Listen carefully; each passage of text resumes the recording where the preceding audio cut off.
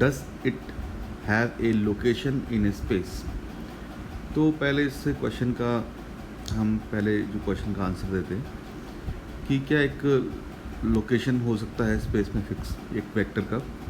हाँ, एक वेक्टर का जो है हम कहते हैं कि डायरेक्शन जो है, जैसे कि सपोज़ ये आपका एक वेक्टर है एक स्पेस में, तो मैं कोई भी वेक्टर का, जैसे कि ये इसका मैग्नीट्यूड है, किसी वेक्टर का मैग्नीट्यूड मतलब कि उसकी लेंथ होती है और एक उसकी यूनिक डायरेक्शन होती है, ठीक है।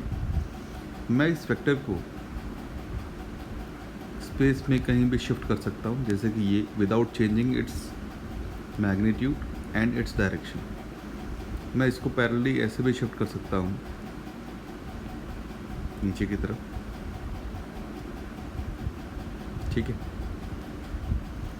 तो अगर मैं इस वेक्टर को ए बोलूँ तो ये वेक्टर भी क्या होगा, ए वेक्टर होगा, और ये वेक्टर भी क्या होगा, आपका ए वेक्टर होगा। इसका मीनिंग ये हुआ कि अगर स्पेस में इसकी लोकेशन देखें तो क्या यूनिक लोकेशन पॉसिबल है, तो यूनिक लोकेशन पॉसिबल नहीं है। Unique location in space it is not possible. Why it is not possible? तो इसका आंसर देखेंगे because we can shift any vector in a space without changing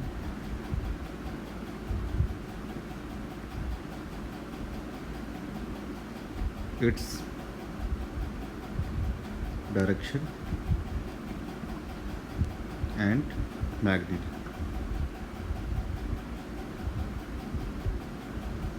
तो ये तो हमारा जो है फर्स्ट का आंसर हो गया कि does it have a location in a space, तो it is not possible. Second question है आपका, can it vary with time. So ये तो सिंपल क्वेश्चन है कि क्या टाइम के साथ वैरी कर सकता है। तो हम सिंपल सा एग्जांपल लेते हैं, जैसे कि हमारा एक वेलोसिटी वेक्टर है,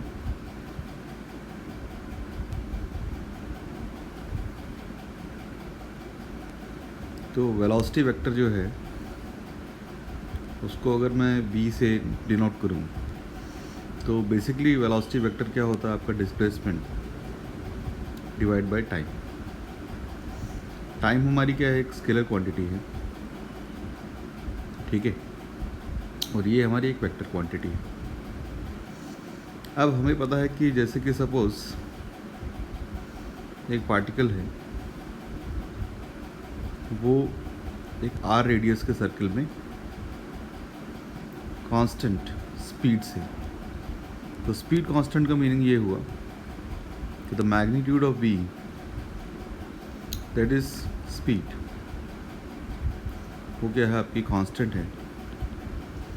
तो अगर वो कांस्टेंट है तो आप देखिए कि हर एक मूवमेंट पे इसकी डायरेक्शन क्या हो रही है, चेंज हो रही है। अगर ये टाइम आपका t इज इक्वल टू 0 है और ये t is equal to t0 है तो टाइम चेंज हुआ। तो यहाँ पे आप देखेंगे तो ये वेलोसिटी v1 है, ये वेलोसिटी v2 है। स्पीड चेंज नहीं हुई बट डायरेक्शन चेंज हो गई, तो चेंज हुआ, ठीक है। तो इसे मानेंगे कि ये चेंज है। इसका मीनिंग ये है कि according to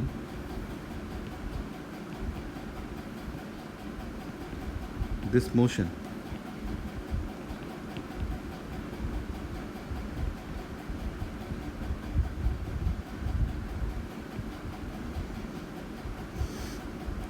with time the direction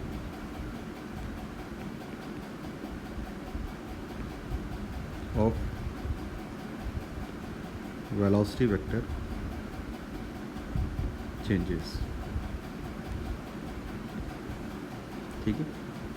तो क्या मैं बोल सकता हूँ कि टाइम डिपेंडेंट है? बिल्कुल। तो मैं कह सकता हूँ कि वेक्टर जो है वो टाइम डिपेंडेंट भी होता है। अब जो इसमें थर्ड पार्ट है क्वेश्चन का कि will two equal vectors a and b at different locations in a space necessarily have a identical physical effect। तो पहले तो हम बात करते हैं कि दो इक्वल वेक्टर है स्पेस में। सपोज ये एक वेक्टर लिया आपने, ये वेक्टर भी ये है, और मैंने आपको बताया था कि मैं कोई भी वेक्टर को शिफ्ट कर सकता हूँ without changing its direction and its magnitude. तो डिफरेंट लोकेशन पे हो गई ये स्पेस में। तो अगर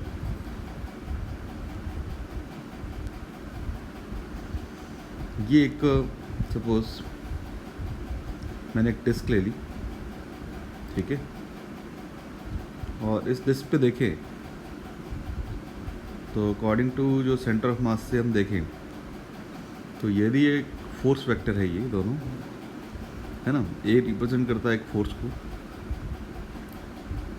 तो आप देखेंगे कि जो इफ़ेक्ट आएगा इसके ऊपर, तो इफ़ेक्ट कैसा आएगा, ये वेक्टर इसे सेंटर के अकॉर्डिंग किस तरीके से मूव करवाने की कोशिश कर रहा है क्लॉकवाइज, और ये वेक्टर इसे कैसे मूव करवाने की कोशिश कर रहा है एंटी क्लॉकवाइज, ठीक है।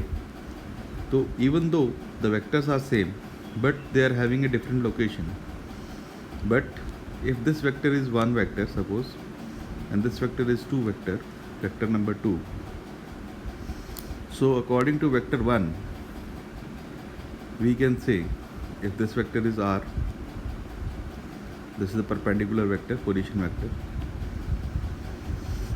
तो अगर हम देखें कि इसका जो r क्रॉस f है, so r cross f, this torque is suppose tau 1। तो अगर हम देखें तो ये टॉर्क कैसा आया आपका क्लॉकवाइज, यानी कि इसकी डायरेक्शन जो होगी वो इनसाइड द प्लेन होगी। इनसाइड का प्लेन का मतलब क्या हुआ, इसकी डायरेक्शन अंदर की तरफ होगी। और अगर मैं इस वेक्टर का इफेक्ट देखूं, दूसरे वाले वेक्टर का आर क्रॉस एफ, उससे जो सेकंड टॉर्क प्रोड्यूस हुआ उसकी डायरेक्शन क्या होगी, एंटी क्लॉकवाइज। तो एंटी क्लॉकवाइज डायरेक्शन क्या होगी, इसके अपोजिट। तो क्या ये दोनों सेम इफेक्ट प्रोड्यूस कर रहे हैं? तो सेम इफेक्ट प्रोड्यूस नहीं कर रहे हैं, क्योंकि अब की बार जो टॉर्क की डायरेक्शन होगी वो बाहर की तरफ होगी प्लेन के। तो मैं ये कह सकता हूँ कि मैग्नीट्यूड में तो ये दोनों सेम हैं टॉर्क, बट डायरेक्शन में ये दोनों टॉर्क क्या है, डिफरेंट है। तो मैं ये कह सकता हूँ कि डायरेक्शन में the torque 1 is opposite to the torque 2। So will they produce the same effect? No,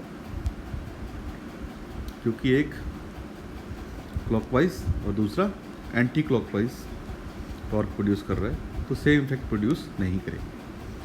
so I hope you understand this particular problem. Thank you.